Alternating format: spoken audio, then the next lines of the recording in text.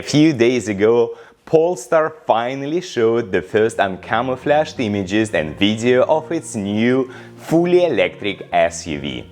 In this episode, I will take a closer look at it and also touch upon the new Volvo platform SPA2, which will be the underpinning technology for the Polestar 3 SUV. Stay tuned! Michael Bakunin here. On this YouTube channel, I publish reviews and interviews with EV owners and industry professionals. Electric mobility is also my full-time job at FTI Consulting. Don't hesitate to reach out to me in case you need any help across the EV value chain. As a reminder, Polestar is a Swedish-Chinese company launched in 2017 by Volvo and Geely. The Polestar 2, its first fully electric model, has become quite popular in the US. Almost 30,000 units were sold in 2021. And to be honest, I believe the Polestar 2 is a very solid alternative to the Model 3, especially given the long wait times for any vehicle coming off the Tesla manufacturing lines. I've actually recommended one of my best friends to buy a Polestar 2, which I've actually been driving over the past couple of weeks. For that reason, I will be referring to the Polestar 2 a lot in this episode when talking about the new electric SUV from Polestar. I hope that makes sense. So here we go. There is a 50-second video on the official Polestar YouTube channel, which is supposed to be a preview of the fully electric Polestar 3. What's confusing to me, however, is the fact that in the first half of the video we are actually seeing another Polestar product, not necessarily the Polestar 3. Is it the Polestar 5? Is it another marketing message to us, or just a lack of the Polestar 3 footage? That actually makes my life a bit more complicated, because I really want you guys to see more images of this beautiful, fully electric SUV with the Swedish DNA. And I mean it. The Polestar 3 SUV is a very good-looking car and has a ton of character. In terms of dimensions, it sits between the Model Y and the Model X and has a very severely sloped roof, common for electric SUVs. As a Model Y owner, I perfectly understand all the grunting about this design solution. I wish I had more utility space, but it's the price to pay to achieve better energy efficiency and driving range. The sloped back end greatly reduces drag, which is extremely critical for EVs. The Polestar 3 is engineered on the new Volvo SPA2 platform, which will be shared with other Volvo models, including the XC90. This platform will be a step forward in terms of electrification compared to the CMA platform the Polestar 2 is built on today. The automaker will be moving away from a T-shaped battery, which eats a lot of cabin space in the Polestar 2, to a more common skateboard type of a platform.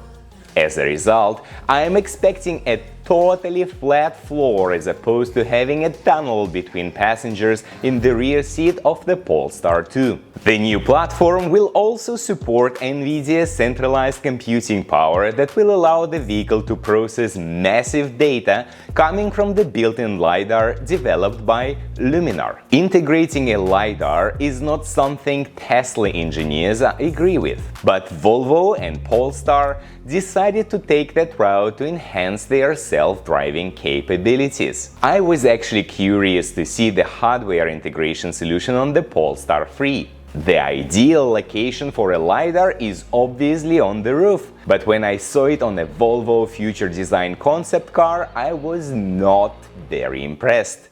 Luckily, there is no bump on the roof on the Polestar 3. Polestar plans to offer autonomous highway piloting by integrating a LiDAR, which I personally think is a much more reasonable objective than the fully autonomous robotaxi promised by Elon Musk. The Polestar 3 will have a WLTP 372-mile driving range, which is roughly 20% less in the EPA language, meaning the SUV will have enough battery capacity to support a 310-mile driving range.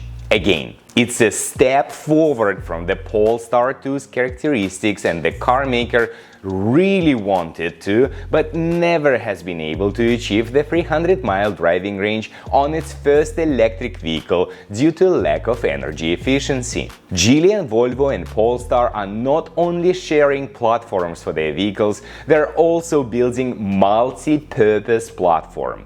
The Polestar's free SPA2 platform won't be purely electric, which is a compromise, hence lack of energy efficiency. I expect the Polestar 3 to come out with a much larger battery pack than the Polestar 2 to achieve a 300+ mile driving range on a larger vehicle, which might also increase the cost and make it less competitive against Tesla. And again, this is just my speculation because the pricing has not been announced yet.